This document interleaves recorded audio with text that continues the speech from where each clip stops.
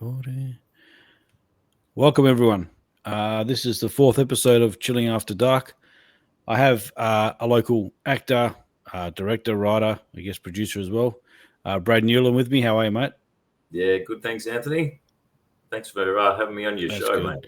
mate. No problem. So for those people who've been living under a rock or don't know who you are, do you want to give a bit of a rundown on sort of what made you get into film and why you enjoy doing it so much? Pretty, yeah. I've always been a creative guy, doing this, that, or the other. Like I was in costume and prop making before, and that just, like being creative. I'm not much of a one to follow sports or anything like that, so I'm always creating stuff. Anyway, I just sort of started making a couple of like short fan films of some of the costumes and props we had. And I was like, this is fun. Mm-hmm. I just enjoyed it. And it was, cool bringing everyone together and making something cool. And did a few of those, like, the Star Wars stuff. And then I was like, I want to keep going with this, but I can't actually do anything with this sort of stuff because it's all Disney characters. They have copyright. You're not allowed to do anything commercially with it. So I thought, well, I might just write my own. So I did. Started writing. I enjoyed it. And so it just took off from there, mate. Thought, all right, I wrote. And how do you find the writing process? Oh, I really love it. Yeah, I mean, I was pretty new to writing because I hadn't really done it since like school time when you're doing the creative writing. But yeah, I really got into it. You just got to get that right idea, and when you got the idea, it's hard to stop. Then it's like reading a good book or something like that. But you're writing it as you go. Yeah, it's really easy to make 16 hours feel like 2 hours, as you probably know yourself when you get into it. And then there's been other days where I've finished the script, I've finished a movie, and I'm like, all right, we've got to do this again. And I'll just sit there in front of the computer for like 3 hours trying to get an idea and a starting point and just blank nothing. And then one day you get the idea and it's go, go, go. You just want to get it down. And do you, what program do you use for writing? I just write on Google Docs. Oh, do you? So you don't use Celtic or anything like that? No, I just use Google Docs. I like how that way I can share it with other members of my production crew, and they can comment and put their 2 bobs worth in. And every time I edit, it just updates for everyone. And I sort of like they're my production crew being my script advisors. That was my script development. Just get other people to read it, put their 2 bobs worth in. They can make comments, and in time it gets better and better. So I think Slack does something like that as well. It's got different departments. It's got like makeup, so you can send what you need to them. A few things like that. I've tried to write, but I have the ideas in my head. I have the 3 acts, but I just don't know how to get them onto paper. I've tried using all the programs. That's why I get all the right for me. But I know how I want it to start and finish, but it's just putting it together with the middle. So. Yeah, I think the key is just putting your ideas, even if you just list them as dot points, put your ideas down on paper, and then just, you can start in the beginning, finish the end, and then fill in the gaps as you go. That's all I do. It's like I get ideas for certain bits, and I just skip to that, and then I go back later and infill, and just, you get the main script, the bulk of the script done, and then just span, weeks just reading it back and forth and going over it more and inserting bits and removing bits, and eventually it, becomes a good script. Yeah, okay. Yeah, well, I've been using ChatGPT just for ideas. So I put in ideas and then it would bring up like characters and names of the film, and then I just expand on that. But it doesn't write the script for you. It just gives you like scenarios and things like that where you can expand from. I don't know if that's the way it's going to go now using that, but I think people actually writing them is going to be a lot better. Yeah, I've not really had much to do with it, to be honest. And I don't know how it goes. Sorry, like you were saying about the fan films, it is hard. We did one about the Scarecrow, and you can't make any money from it. If you do raise any money, it's got to be used for the production. So it's one of those. They're good fun to make, but they're only for fun. That's all. No, well, a whole lot's But so, what was the first feature you made? That was Radio Man. Yeah. That was 2000. I think we started. And how long did it take you to write that? Oh, I spent a while writing that one. Probably wrote the whole thing in 3 weeks, I suppose. something like that. Wow.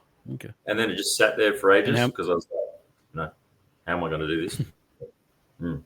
I wrote it 2 years before I actually made it. And how many drafts? Okay. Just the one. Just the one. One draft? Okay. It's like just one draft and then, just editing bits and changing things. So I guess it could be, however you want to look at it. Yeah, right. Okay. And I just freestyle. Do you just usually work with one draft or you try to? I start with one draft and then just elaborate on it. And obviously you directed it. Do you direct as well or you just act and write? Yeah. No, direct to. Okay. It can be. So when you're directing and acting, do you tend to criticize yourself, your acting as a director, or do you find it's like, because I know sometimes I see actors, they'll act and they run behind the camera to see how the performance is and then run back again. Do you find yourself doing that? I haven't had time to do that. And to be honest, the last 2 feature films I've made, I was acting in it, but my role was not like my role was just a supporting role. So, I wasn't always acting like for the majority of it. So I was properly sort of directing. And I pretty much, when I'm acting, I ask my assistant director to step up and say, well, I'm acting, you're directing, Yeah. A lot of the time is, indie filmmaking, we're always rushed for time. You might be dealing with sun going down or something like that, or extras that are getting impatient. So it's going to be done quick. It literally hasn't been a lot of time for me to ever go and sit and watch every take. This is too time consuming. So I just, hope for the best, mate. Yeah. And do you prefer to act or direct? They're both fun. I enjoy both of them. My next movie, I'm actually the lead character in, so that'll be different. Okay. I might be directing a little bit less on that one. We'll just see how we go. And so, Radio Man, what is that about essentially? Just for people who Radio Man, don't know what it's about. Real brief summary is it's about a guy who's down on his luck. He works at the observatory as a volunteer. He goes into work one night. He's all alone. The radar's on the fritz, and he has to go and check on it. While he's up there, he's like just resetting some fuses. He decides to go up into the dish, and he just lays down and looking at the stars, and he falls asleep. He wakes up in the morning, and he slept in this radar dish all night long, which was turned on obviously. He just woke up with this ability. He's hearing radio waves, all these different radio waves in his head. So he's basically turned into a human radio. In time, he learns how to perfect these skills and just hone in on what he wants to hear, and he blanks out the rest. It's sort of like a mild superpower he's got. He works out he can get the internet in his head, and he tries to work out a way that he can turn his life around from this mild superpower. So it's sort of a rags to riches story with a comedy sci-fi aspect to it.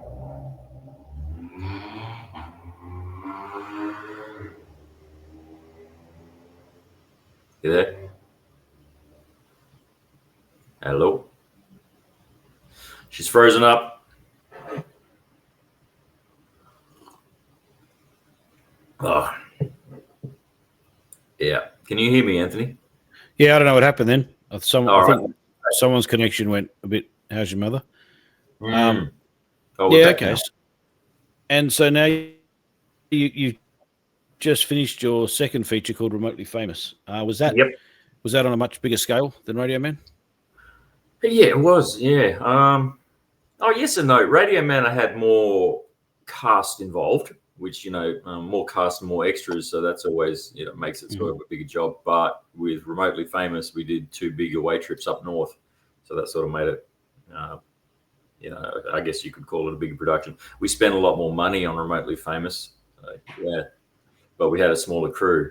Cast was, most of the time the cast was just the 2 lead actresses out in the bush and a dingo. So there's a little bit less to coordinate in that respect, but more on the logistics of taking us all the way camping for a long time. Yeah, nice. Yeah, it was fun. And did you need a wrangler for the dingo? Yeah, definitely. The owner. The owner. He was the wrangler. He was really good. It was fantastic because he wasn't just wrangling the dingo, but he was really switched on, and he ended up just helping us out with props and whatnot. He's a real wildlife expert, you know. He's great. Knew lots. Very knowledgeable. Good guy. And the dingo was fantastic too. And so, yeah, nice. And where was the main locations that you spent? You said camping. Whereabouts? Oh, in the Midwest, sort of about halfway between Paynes Find and Mount Magnet. That's where we did. Okay. We did probably a little bit more there, and then we also did a trip up to Broome, filmed a bit in Broome, and then travelled out the Gibb River Roadway, like May River area, and filmed a bit out there also. So it's like 2 trips. Nice. Yeah. That would have been pretty hectic getting cameras and everything all on. Did you go on helicopter or plane or drive? No, we drove. Oh, wait a minute. There you go. No, I drove, and another friend drove with me. We took all the gear up in the 4-wheel drives, and then I flew all the rest of the cast and crew up back, so they didn't have to. I didn't really need to have the lead actresses sitting in the car for 2 days getting up there. They would have been quite fatigued and probably a bit cranky by the time they got there and not in the mood to, I want them to look good on camera, so we had to look after them and fly them up there. And then, I did the 48-hour drive and get there and have to get straight into work. That's the perks of being the producer director. Yeah.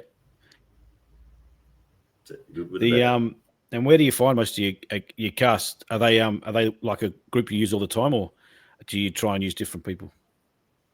Yeah, a bit of both. In like the last 2 films, I did advertise and cast and audition. I'm not really casting much for the new film because I feel like I know just about every actor in Perth, so I know who I want to work with, and when I'm writing, I even have a vision of people I think are going to suit this role already, and it just makes things nice and easy. And I want to work with the same cast and crew just because they become like your friends, and it's a good social group. But at the same time, you don't want to have a movie full of exact same cast every time either. So I mix it up a bit. Like this new movie, the new movie's got a few extra faces, and it'll also have some from the past movies that aren't in this one. So they're mixing it up a bit. It's great. I get to meet all these new people still. And do you find there's a lot of new talent coming through in Perth? Yeah. There's the odd one. Do you think they're sort of all the same? No, I think there's probably more coming in. It's just like I say, I don't really go looking or advertising. Most of them seem to find me. All the ones that I have met new talent. It's always just them contacting me through email or social media when they see they'll make movies, and just letting them know that they exist, and maybe sending me their show reel, and I keep them in mind. But and unfortunately, as you know, you want to give roles to everyone, but you can't. It's only so many roles in a movie, and the more cast you have, you're just making your job harder for yourself, or you've got scheduling and whatnot. So hopefully, everyone realizes that and knows that you can only just do your best. You can't give everybody roles as much as you'd like to. And I think it's also sometimes I notice with some scripts they write extra characters in just for the sake of having them in there, but it doesn't actually fit the story. Because when I get mine written, I'm like, I don't want you to add this person in just for the sake of giving someone else a role, like you're saying. I think people will miss out, but you've got to make the story believable and not just have some person there that doesn't actually. Yeah, that's right. And I've actually done exactly that. There's been like people, I'm like, so and so. I was like, I've really got to. I know they want to be a part of it, and they're such good friends and they've been so loyal. And I just write them in something little, and then I look at the cast list and the script. And I'm like, this is getting big all of a sudden. I was, making the job harder for myself. And then I had some others quietly mention on the side, I think you need to stop writing in extra scenes just to keep friends. I know I should. Yeah. But yeah. And all the people, so you tend to write comedies. Are all the people you use, are some of them actually comedians, or they're just actors that are doing what's funny in the script?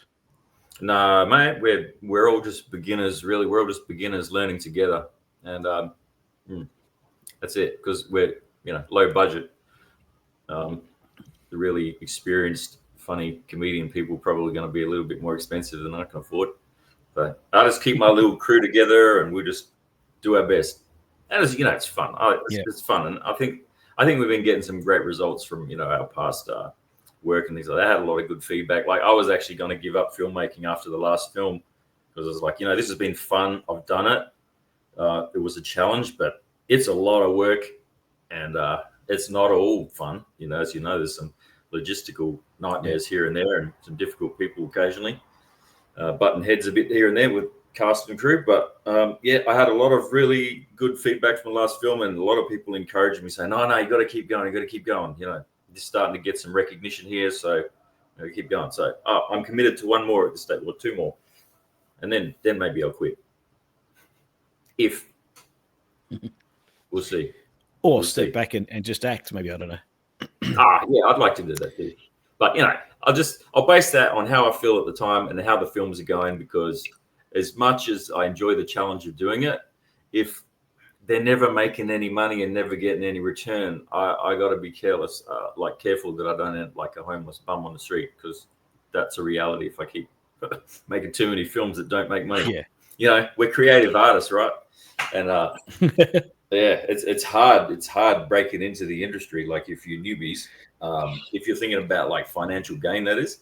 But I try not to think about it too much. I just do it because I like it. It's fun. It's a challenge. It's a good hobby. That's the way I look at it. Anything above that is just a bonus. Yep. It would be nice. And with your distribution, do you go, say, like for example, someone like indie rights, and who try and sell it to foreign territories, or are you going straight to like TV stations and things? No, I've got a distributor that does all that. Okay. Yeah. The distributor which I had for the last one and the new one, they just take care of it all, and that's what they do. They're good at it, better than me. They know all the connections and whatnot, and I'm still a newbie. and to be honest, I like the creative side of it, but the business side of it is not my cup of tea. Yeah. No. Well, I'm lucky enough that Aaron Camp, who's editing a version, he knows people, some distributors and stuff, so he's going to reach out to them and get them on board. So that would be super cool. I'm a little bit like you. I surround myself with. Yeah, well, we should have picture lock hopefully end of June, start of July. So then we send it off to get the composing and everything done. So I'm hoping by August, maybe September, we'll be ready to show it. Yeah. But that, like you said, doing the 48 hours, that was a big trip. I actually had to fly to America to make it. So it was a quick 12 days, the quickest 12 days that I've ever had to do it. So that was you got that done pretty efficiently, mate. That's got to be a record. 12 days for a full movie shoot, done well. Well, actually, 2 days that was traveling, so it was just 10 days of filming. Of course, yeah, jump straight into it. That's a very quick turnaround. But so what's this new one that you've got planned? It's basically like, did you see Remotely Famous? Yeah. It's a sequel. It is a sequel to that, but the main characters changed. Like my character Dale, Outback Dale, is a supporting role in that one. But yeah, Dale is now the lead, and Tess is a supporting role. So Dale sort of takes over. Yeah, it's got a very similar message. It's still more about the social media thing. How people are really hooked on it these days, and just to, shake people and wake them up a bit. Say, hey, look, there's more to this. There's more to life than being on your phone or your computer or whatever. And without giving too much away, it's just that sort of similar message. But it's based on Dale, and it's a lot more comedy than that one. It's like comedy pretty much all the way through. But yeah, I don't want to give away too much on that one just yet. No. But yeah, it's underway. It's underway, and it all happened. And how long did it take you to write that one? 5 days. Wow. Yeah. Okay. I get it. I'm a bit OCD. I got excited, and I just smashed it out quick. But it's a little bit shorter than I guess if it's a sequel and you've already got the character developed, it's just, I suppose, writing around that character and just changing a few things from the original. I'm assuming that's how you do it. Yeah, similar to that. I mean, I wrote it in 5 days, but I was writing hard. I was doing like 16-hour days. I just got super excited. And then after that, like, that's when I just finished the full story. Then pretty much just about every day since, I read that full thing again, and I'm still just changing things. But I think it's almost there. And I've had a few others read over it too, and just put their 2 bops worth in. So it's pretty much there. We've already started filming. So go, smash them out. Oh, okay, you started filming. Yeah. Well, I had to. How long? Sorry. So, how long do you think it'll take to film it? I reckon probably film it over about 6 months, I'd say.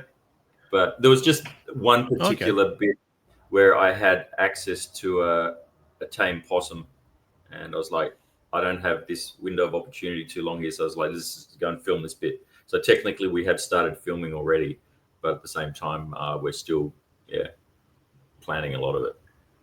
I just didn't want to miss that opportunity with this possum that was tamish. Yeah, right. And is that mainly filming weekends, or do you film during the week as well? It'll be a bit of both. Basically, whenever I can get everyone we need for the certain scene or shoot available. And a lot of the time, that's probably going to be weekends, but I am going to take a bit of time off work, bit of leave this year over winter. And we'll try to shoot some midday stuff too, because there is a lot of it, probably half of it's just the 2 characters, which is cool. You don't have to, do as much scheduling with people, because as you know, that's the hard part, finding a date where everyone can do everything and everyone can be there, all your cast and crew.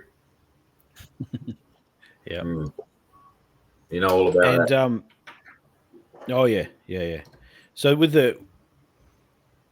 if they film during the week, obviously you're taking time off, but how does that affect their work? Do they, a lot of them take time off as well, or it's sort of, they're just doing it at night time after work?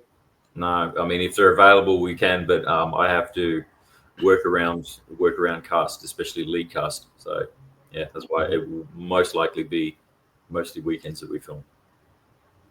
But I might get the odd day or here or there where someone like my other lead actress is available during the week, and if we have opportunities to get some stuff done, we'll get it done. But I estimate about 30 film days all up. So yeah, you see how we go. Okay. And how did you come to that? Sorry, you broke up a bit. 30 film days. You just say, okay, well, I'm going to film.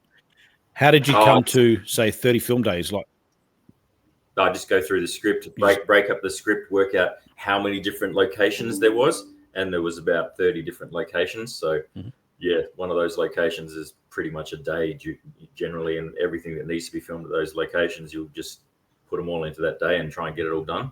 So some of those days will be really big days, and then there's a couple of other locations where it's not going to take much time at all, like just a few shots for a montage or something like that.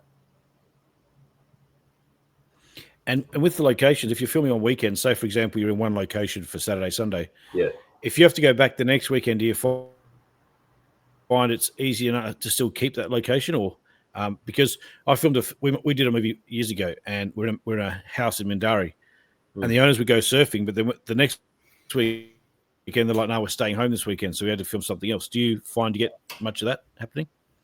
I haven't had that much of that yet. Whenever I've got a shoot day in a certain location, I pretty much make sure it's done in the one day.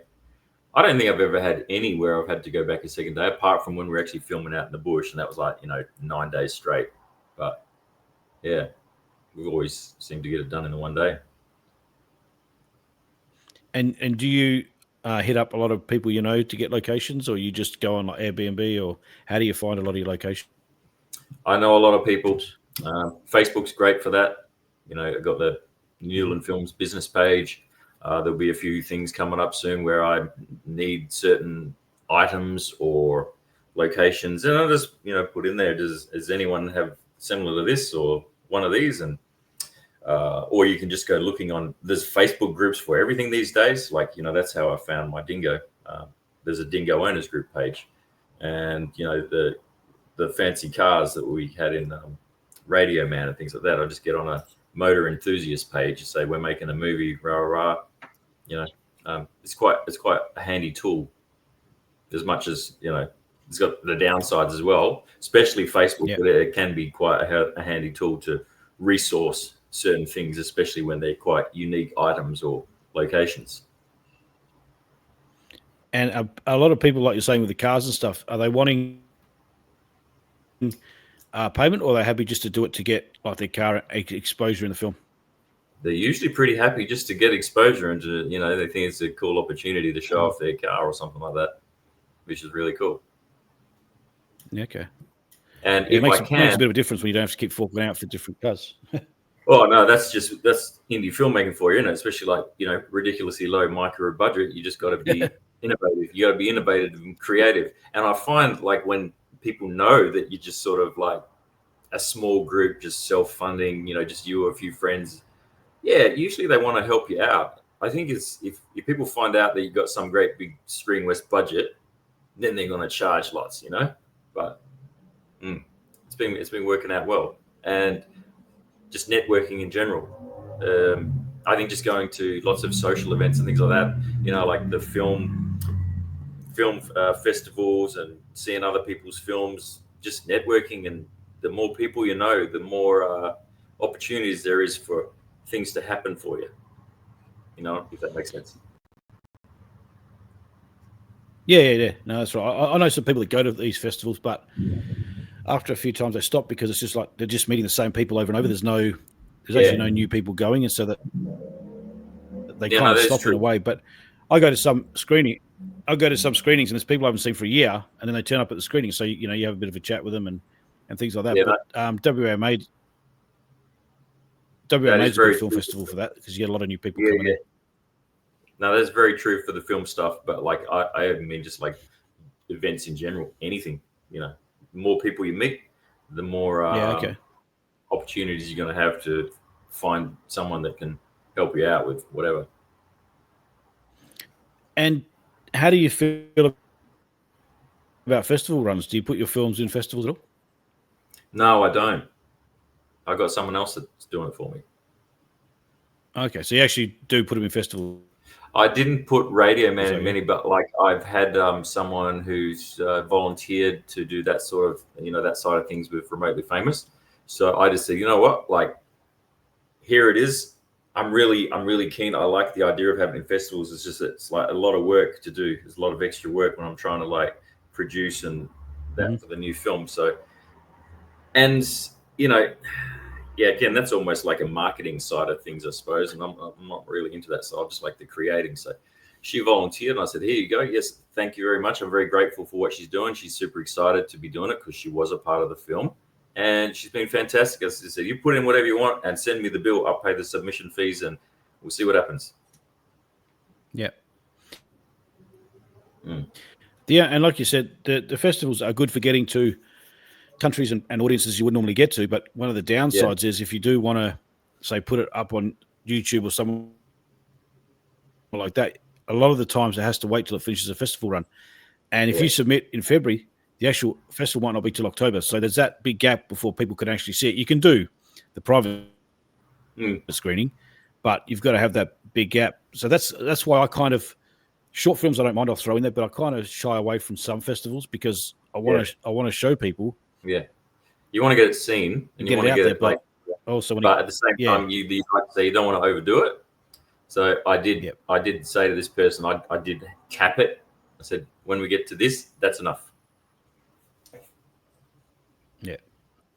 And do you know what sort of, like, whether have you niched down just to comedy, or are you just putting it in sort of whatever festivals you? She did it all. Think it I don't even know what. I don't even know where.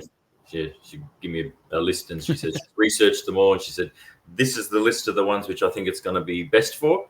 I did have a look, but I can't actually remember them all. I know it's Adelaide Film Festival was one of them, but she had it. There was a list of like 6 or 7 or something she'd narrowed it down to. So yeah, we'll see how it goes. But yeah. And is there a reason why you chose comedy as your genre? I like comedy, mate. Okay. That's just, when I'm watching anything, it's always comedy. I just love comedy. So that's my genre. And I know, some people will say, traditionally Australian comedies don't, do that well because of the, international audience, Americans, the US, they don't really understand Aussie and our comedy as much. And, Australia is a much smaller little territory compared to the rest of the world. But it's just what I like. And I never got into this thing and I'm going to be rich and famous. I got into it because I enjoy it, and I enjoy comedy, and I enjoy writing it, and I enjoy acting it, and so that's why I do comedy, and I'll probably always do comedy. Yeah, and that's what I say to people. If you like something, just stick with it, because I know people that go to film festivals like AFM and they'll take a comedy, a family, a film and action, a drama, and someone at the festival will say, "Oh, we like that, but do you have this?" And it's kind of they say they're selling out, because if they're a horror fan, they'll give them an action just so they can get funded.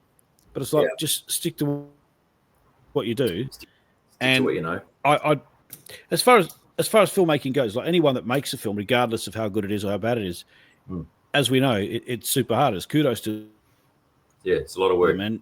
People that criticize other people for keyboard warriors that sit there and put comments on IMDb and all that sort of thing. It's like, will you show us what you know? Yeah. And exactly, I'm all about it.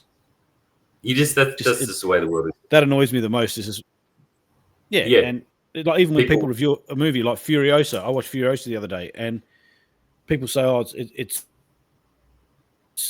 this, that," but I prefer to watch a film myself and then judge it on its merits myself. I don't listen to what secondhand sources say about a film. So that's just me anyway. Me either. And I find something like budget is a really big factor there. Like there's some negative comments. I mean, Radio Man was pretty good overall. I think it was good for what it was. Good for the fact that I did it for $35,000. But still people judge it, against any other big Hollywood movie. And I've seen some other reviews on it, international ones, that they obviously didn't understand the comedy, and they say, and the production value was terrible. It's like, well, it was made for $35,000, not $350 million. It's going to make a big difference. Give me that much money and I can do a lot better too. They just don't understand. No one understands until you've been an indie filmmaker, or like an indie film producer, and actually trying to get it done, get it all coordinated, make it all happen for next to nothing. It's a real, it's a challenge, that's for sure. Well, I watched Furiosa, and the budget on that. So, South Australia put in 80 million, and Screen Australia put in 130 million. And I think it only took 100 million at the box office to flop. Even with Chris Hemsworth, because a lot of them said it didn't have Mad Max in it. It was, although it was like part of that universe. And I don't know if that's because it was Australian or what it was, but even with the big South Australia and Screen Australia putting that's bulk money, that money in, it still flops. So and that, so and like you said, just making stuff for cheap is.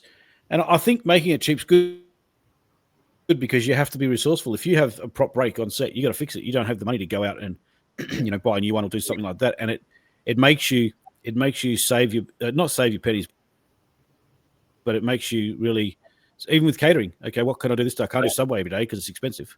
Do we pre-cook something the night before? So and that's, I think, with micro budget comes in and has its advantage as well. Yeah, definitely. It's a challenge, as you would know. Yeah. Right. But I guess we do what we got to do to get the job done. Well, that's right. So you're hoping that Remotely Famous will make you some money back? Oh, of course I'm hoping. I don't expect anything, but always hopeful. In my mind, like everything I've done so far, like I actually expect zero in return. So I'm not going to get disappointed because I was sort of expecting that, because that's the reality of it. It's pretty rare for indie film, especially these days, to actually even pay for itself to cover costs. I know it does happen, but you hear stories about Blair Witch Project and the Paranormal Activity and a few others like that. It's like, yes, it can happen, but that's like the film lotto dream. There's also probably 100,000 other movies that you've never heard of that didn't make any. That's the reality of it. But we do it because we enjoy it, and anything above that is a bonus. For me, the goal is finishing it, doing it, and having it seen. Distribution, getting it seen. That's the goal. That's more acquirable. And I think sometimes, like you say, entertaining audiences is a lot more gratitude from that, or satisfaction, than actually making money back a lot of the time. Having audiences watch it and laugh, or come up to you and say, "Oh, we really enjoyed that. we might want to be in your next one. That's a lot better feeling than saying, oh shit, I've only made this back or I haven't made anything back. So sometimes it can be just a satisfaction of getting it out there. That's what it's all about. And I got a lot of really positive, feedback and comments from both the last two movies, and it feels pretty good when you're standing up there in front of 300 or 400 people and they're all cheering and everyone wants to buy you a drink afterwards and have a chat. This is a good feeling, and bringing everyone together, not only for me but for all my cast and crew that are there, and they get to sit there and be a part of it and see themselves up on the big screen and feel all important for a night. And then next day, everyone's forgotten about them again, but still cool. And how do you feel about having after party? After party, that's the best part. Parties, rap parties. This is the best part. Right. Yeah. No, I love me after parties, mate. The after parties for like a rap party and also just an after party for the premiere screening, always good nights. Look forward to it, and that's like reward for all our hard work and perseverance to get the job done.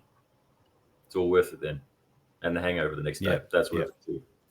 And and do you like have your parties at the same location, or you just try to pick different ones all the time? The last two big rap parties have been the same sort of location, which was on a big boat on the river. I like being out on the water. This is a little bit different. I did the last one was actually the boat party, and then we hired a limo bus, like two of those big limo buses to take us to another after party. The limo buses, they were cool too. Everyone was quite in good moods and good spirits by the time they picked us up. There was a lot of pole dancing and everyone letting their hair down. It was great. Nice. And do you do at the screenings? Do you do a lot of the big banners or repeater walls for people to take photos on and things like that? I did for Radio Man, but I didn't bother with Remotely Famous because it was just extra work for me. It's like I got enough to do, and when you're trying to set it all up, it'd be great if I had lots of money and could pay employees and staff just to do all this stuff, but I didn't have that. So it was just like, I don't know.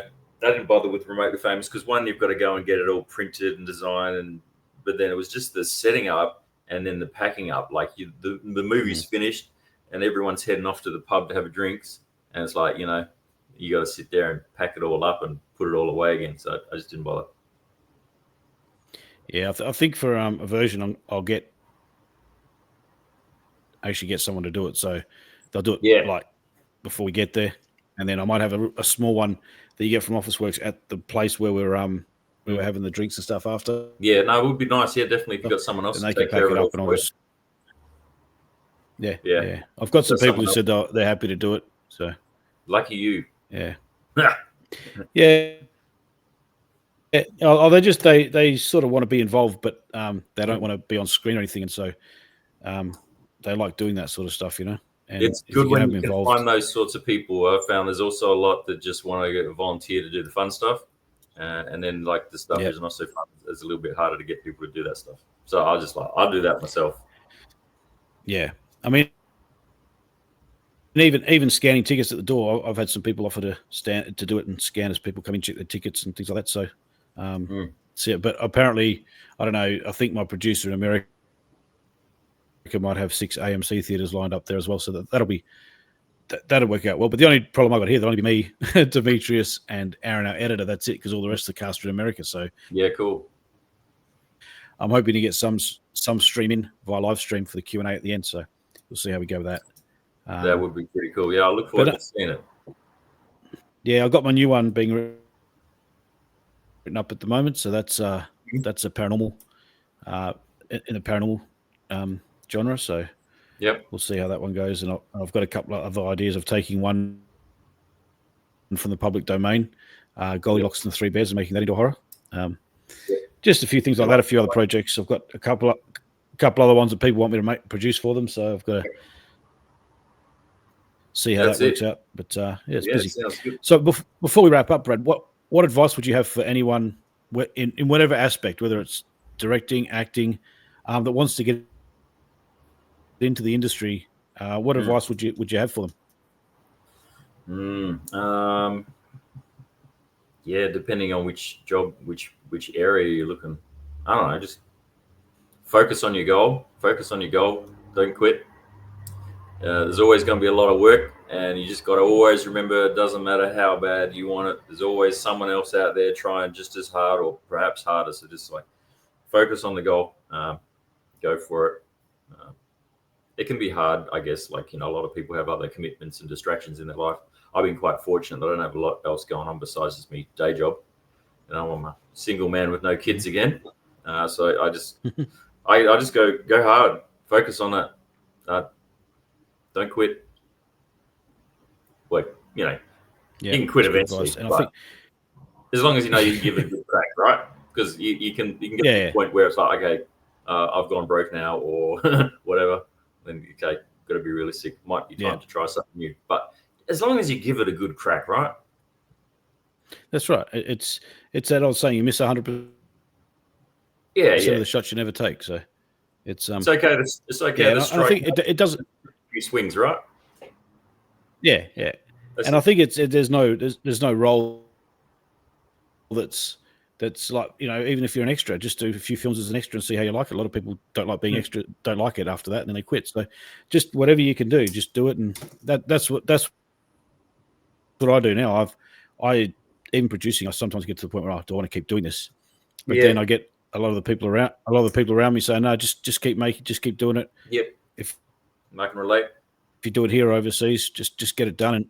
And I not cheating away, but I try to surround myself with people that are smarter than me. Like Aaron Camp knows a lot about a lot of stuff. I can relate. A lot of the casting is really good, and people say, "Oh, wow, you must be really clever." And I said, "No, I just surround myself with people who are clever, and together we get it done." Yeah, me too. I'm not that clever. I just surround myself with clever people and a good crew. I am good at like not quitting though, and like pushing and persevering and like motivating people. That's my strengths. When it comes to sort of technical stuff, especially, not so great. But I've just got the OCD thing. The OCD, just keep pushing, and go. I get stuff done. Yeah. I get stuff done. But smart people around me, that's good to have. That's right. And in February, I'm off to the UK. I'm do a little bit of acting in there, EP on a film over there, which is all covered. And I think next October, talking about a fan film, he's just got to get approval for Lionsgate. And I think he's trying to make it's a fan film with a crow, but it's a female crow, because Lionsgate own the rights through America and stuff. And if he does that, they'll be flying to Buffalo next October to make that. So that's interesting, traveling overseas to make films. You see how the crews work a lot different to here. It's sure. They take it a lot more professional over there, because a lot of the actors I had on a version, that's all they do. They live from film to film. They don't have other jobs that they do. Well, they got to take it more serious. That's because they got like 12 times the population and 12 times the amount of competition of people trying to do this stuff, right? Yeah, and the one of the good things with the horror genre is that there's always films being made for it, so they're never out of work there. And I watch Tubi, and a lot of stuff on Tubi's horror. So a lot of filmmakers over there are making their money, a lot of their money back on the films because of the specific genre, and they're just getting so many made. Like, I know a lot of the people I know now, they're on 3 or 4 films within the space of a month, and it's smashing them out. It's just it's crazy work over there. But yeah. Oh, Brad, it was awesome to talk to you. Thanks for finally got to get you on, and we'll have to catch up in person. I haven't actually met you fully in person yet, so keep missing each other. I think you've been to some of the same events, and just like lots of people and never get around to catching up. But I feel like I think I was walking through Perth one day, and I'm pretty sure I saw you. I think it was outside, not Foot Locker, just up from Foot Locker. You're in a hurry, and you had your sunglasses on, so I didn't recognize. But I'm pretty sure it was yours. I was about to say hi, Brad, but I'm like, you should have. I don't know. It's either going to be him or he's going to smack me. So, you're in a hurry though, so I'm not sure if you're heading back to work or. Yeah. I can't. I don't know if it was me or not for one, so I can't say. But possibly. It's been great chatting on your show, mate. Thanks for having me. I feel very privileged to be here chatting to you, and look forward to meeting you sometime. And look forward to working with you one day. Yeah, for sure. And I'm going to have another event for Perth filmmaking community this year sometime. I don't know where it'll be, but I'll post that up, and anyone's welcome to come along, like I've done the last couple of times. So I'll be there. That'll be a good little network as well. Cool. Sounds and great. hopefully, like you said, we can work together. So that'll be good. Yeah. No, that's what it's all about. Yeah, awesome, man. Enjoy the rest of your night. You too. Take it easy. And I'll chat with you soon. See ya. Will do. Yeah, mate.